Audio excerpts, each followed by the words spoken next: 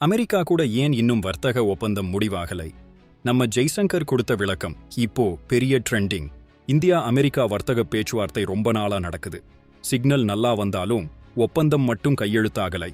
இதுதான் இப்போ பிரச்சனைன்னு வெளியுறவுத்துறை அமைச்சர் ஜெய்சங்கர் ஓப்பனா சொல்லியிருக்காரு. இந்த தாமதத்தினால தான் இந்தியா மேல வரி போடுறாங்கன்னு அவர் வருத்தப்பட்டு பேசியிருக்கார். அதோடு ரஷ்யா கிட்ட கச்சா எண்ணெய் வாங்கறதுக்காக நம்ம மேல ஒரு நியாயமற்ற வரியை விதிச்சிருக்காங்கன்னு சொல்லியிருக்கார்.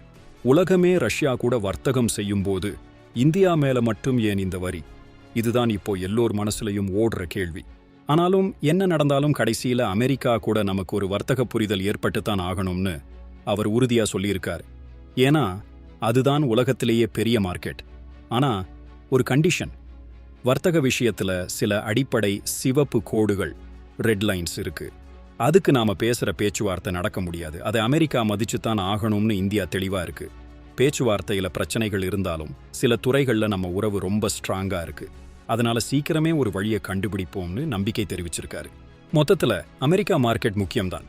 ஆனா நம்ம நாட்டுக்கான மரியாதை மற்றும் அடிப்படை விதிகளை விட்டு கொடுக்க மாட்டோம்னு நம்ம அரசு ஸ்ட்ராங்கா இருக்கு. நீங்க என்ன நினைக்கிறீங்க? நம்ம நிலைப்பாடு சரியா?